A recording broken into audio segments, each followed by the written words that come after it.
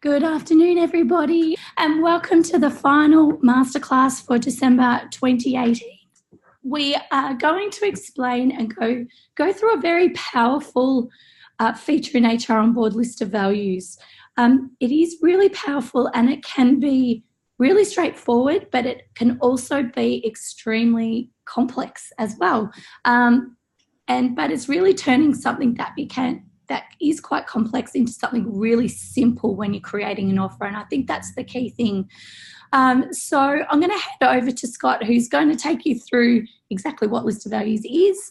And we're going to go through some use cases and go through an actual demo environment and really show it off.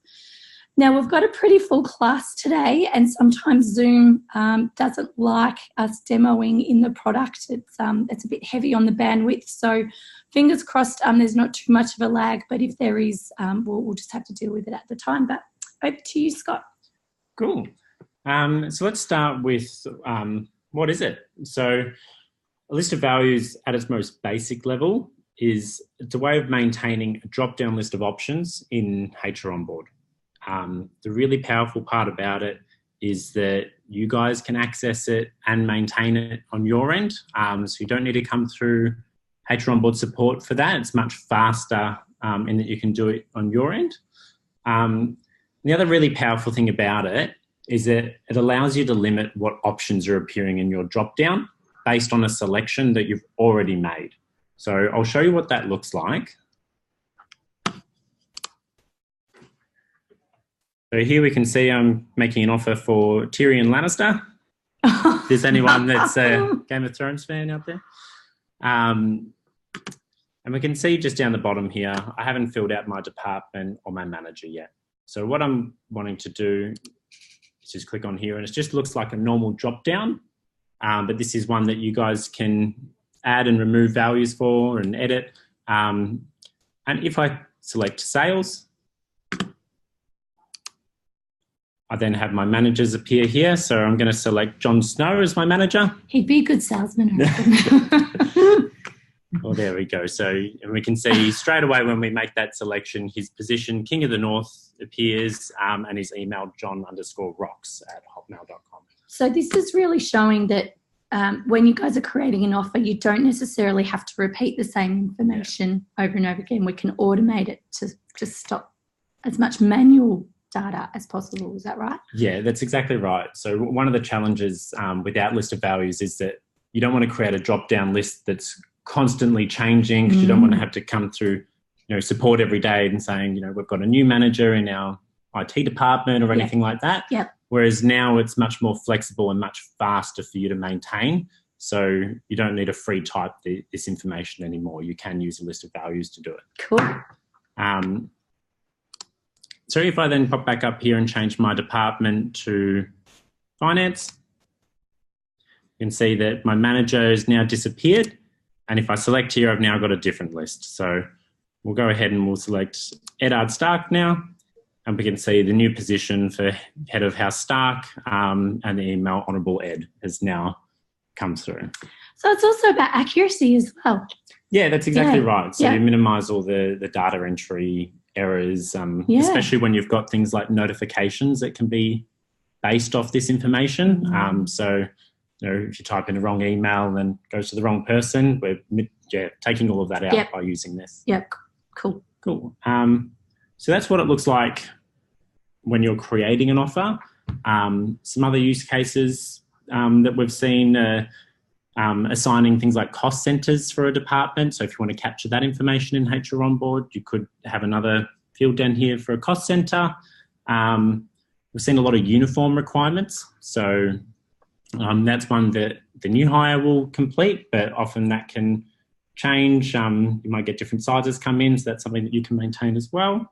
And the big one is awards and pay rates. So you can imagine that, I might select my general retail award, but I only want to have the award levels that appear under that that are relevant to the award there. So, and then that's a way of bringing in your pay rates and everything into HROnboard in a way that's very easy and quick for you to update when it comes to new financial year and everything. And accurate. And accuracy.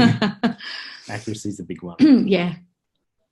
So yeah, the list goes on for use cases, but it's essentially anything where you'd have a drop-down option that's related or linked to another field. So yeah, that's what it looks like here. It's supposed to look very simple here and like anything else, but where it is really powerful is on the admin side. So I'll show you how, as an administrator, we can maintain this. So I've just gone and clicked on my admin. I'll click into my workflow. And we can see here on my left-hand side, we've got a list of values. So the list of values that we're looking at is hiring manager details. So no limit on how many you can use or anything. No. It's just, yep. So generally what will happen if you're new to list of values is you would probably speak to our support team first, and we'll generally do the initial kind of creation of it. So I won't go into how to create one from scratch, but this is most likely how you'll then find it. So I'll just go through the maintenance side of it. So what I can see here at the moment is the name of my list of values. It's active. A CSV file is how we're actually maintaining it. So I'll go through that in a moment. And then here we can see the fields. So going back to when I was creating the offer, we had the department that we selected first. Then we selected our hiring manager name, and then the position and the email automatically populated. So that's why we've got result here and selector here. So we've already got a question. Thanks, Kathy. And it's a really great question, actually. So can the list of values be threefold? So could you have an award that drives position, title, and then the rates as well? Or would we have to sort of split it up to make it easy? To me, probably need to split it up to make it more manageable. Yeah. It'd probably be one where you would need to contact our support team and we'd need to look at your data. Yeah. But yeah, there are ways that we can set up a list of values so it's split out, because what we don't want to do is have to repeat information, multiple times. Yeah. I guess that's the number one thing. Like, we'll show you guys today how it all works, but probably the very best start after this, if you want to start applying it in your environments, is to chat to us. Yeah, definitely. Yeah. Okay. Well, what I'll do is I'll show you the file where all of this is managed. Ew. Okay, so I'll move my mouse out of the way. A CSV file it's a text file, but you can use Excel to manage it. So I'll show you what I mean in a moment, but generally I think most people will use Excel. And all we've got here is our field names at the top, which we can get from our placeholders list. If anyone's not sure what the placeholders list is, jumping back in here, I click into placeholders list, and this will give me all of my fields and my field names in HROnboard. So I search for it and I can see my field name department. And then we just have our data in here. So we saw that when I first selected department, the options that appeared were sales, finance, marketing, IT, and human resources. But when I selected on sales, I had 3 manager names appear. So I simply duplicate my value on the left, and then HROnboard will pick it up from there. Yeah. So if we just wanted to say Jon Snow left because he got slaughtered by one of the awful people in Games of Thrones, we could just easily come in here and change it. Yes, that's exactly right. Yeah. So we might put in here, Michelle Clancy is taking over as King of the North, but you've inherited John's email address. Yep. So all I'm going to do to apply that is I've now saved it. I'm going to go back to my list of values. I'll remove the CSV file that's there. Mm-hmm. And I can just click to upload one. And I upload my file that I saved. And it just applies automatically. And it just remembers everything else that was there, so you don't need to worry about that. And then I just save it.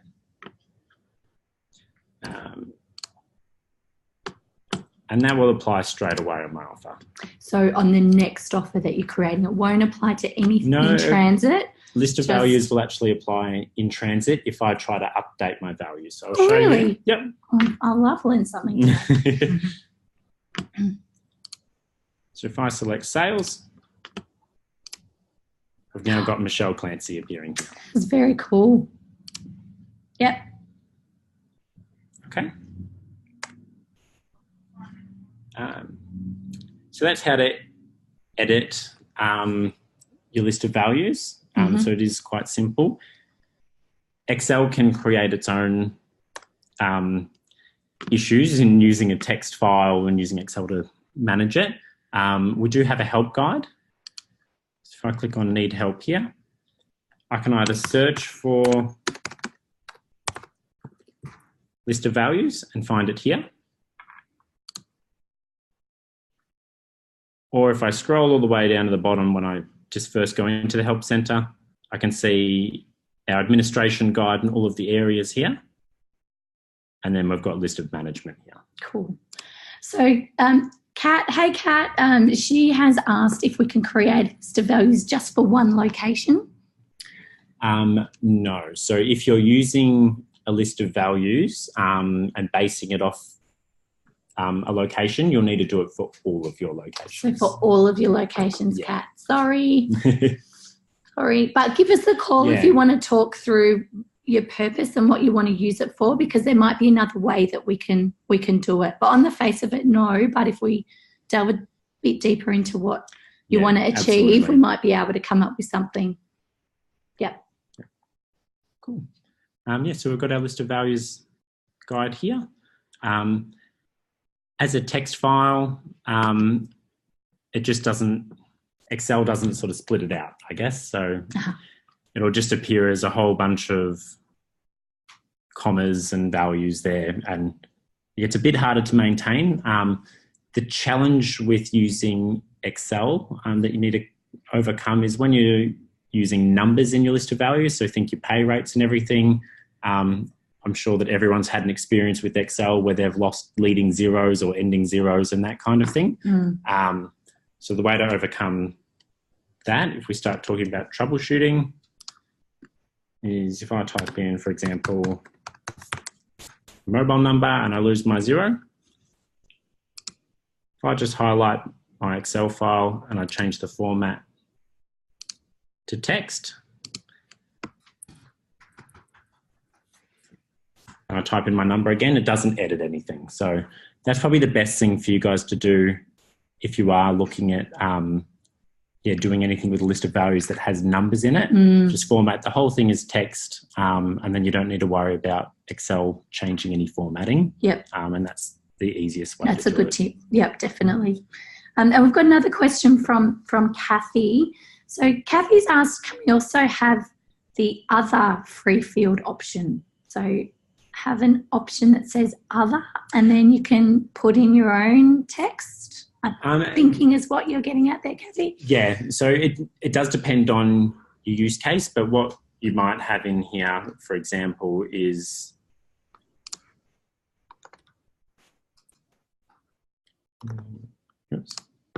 for human resources, the list might be changing too frequently, and we just want to have an option to do other. So we just have an other option here, and then on our end, we would do a little bit of fancy logic on our end so that if it said other, we'd put in a free text field. So, yeah, that's good. That's a way not to keep it so strict and sort of set in concrete, give you a little bit of flexibility without having to keep updating the file in the background. Yeah, that's good. Good question. The big one where I've seen that is things like position titles. Ooh, so if there's a customer that's using position titles and they've got a whole bunch of ones that they use 80% of the time, but then, your 20% might be a new position title that you haven't set up yet. We'd have an other option, and then you can type in your own. Yep, cool. Cool. And just going back to the number dropping off and formatting of the text in the CSV, Kristen's asked, will it treat the text as a number for calculations? Do you mean, if you mean in Excel, you probably wouldn't do any calculations in your list of values file. So if you did need to do any calculations, what you might do, or formulas, you might do it up so it looks like... in HROnboard. Yeah, no, she means in HROnboard. Okay, great. Yep. Good. So in HROnboard, it will be using it, exactly as it would if you typed it in or any other way. So it will treat it as a number. So we can still use those awesome calculations in HROnboard. Absolutely. Yep, the automated ones to automatically calculate super and exactly. lead loading and things. Yep. Awesome. Yep, cool question. Cool. Do we have any other questions? So I have a question. Who gets access to be able to do list of values? Yeah, that's a great question. So I'm going to jump back in here. Okay, and I'll go into admin, user management, and roles. So by default, the administrators will have access to this. Yeah, which pretty much a room's full of administrators, which is good, but it's more controlling exactly who can do it. But if there are any customers out there that might want to enable someone else to do it, or if they find they don't have access to it, it's controlled by a permission, which is called form management. Right. So as long as you've got that permission, then you can access list of values. Cool. Is there anything else that you wanted to show us, Scotty? Look, I think that's it. I think the main thing is, if anyone has a use case for what they want to use list of values for in their environment, just give us a call and we'd love to run through it with you and get you using it. Yeah, pay rates is a really good one. Yeah. Because once you set it up, it's just about maintaining it, and just that accuracy of the pay rates is it just has a huge impact on off creation process. Even if you're not using awards or you're using grades or bandings, those types of things that it will apply. Definitely. So if there's any more questions, send them through, guys. If you want to jump back into the slides just for now, Scott, because I put a little basically a Merry Christmas message in it, because it's only a couple of keep going. Yep. My favourite movie. We've watched it 3 times in our house already. I hope that has given you guys a bit of an overview for list of values, maybe even just prompted a few things that you have in your environment where you can start using it, either information you're constantly repeating as you're creating your offers, or just wanting to maybe take it that next step and really enhancing your environments with managing list of values, and especially around contract update time, for you guys to have a little bit more control around it and not have to wait for us to apply it and test it. We've seen a lot of customers do it this way, and it's been really, really successful and just easy. Something that was typically kind of a little bit more, time consuming and a lot of testing is just now made it that much easier. And even then, just going back into the really simple lists of, your team leaders or hiring managers, and just having that information, automatically populating for each of your offers. And that's just going to make the offer creation process even quicker than what it is now. So probably the key takeaway for today then is just please give us a call. Go into your admin section and have a play around in it. Definitely use your trial environments. It's a good place to start. And we love hearing about new and unique use cases. So if you think you have one of those, just give us a call, send an email through to support, and we'll get back to you as soon as possible. But I hope that gave you a really good overview of list of values.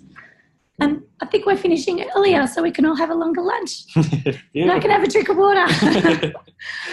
All right, everybody, a good opportunity to say have a wonderful Christmas. It's been a huge year, so next year's just going to even be bigger for HROnboard. We're really looking forward to it, and yeah, have a great Christmas and a happy New Year, and we'll see you in 2019.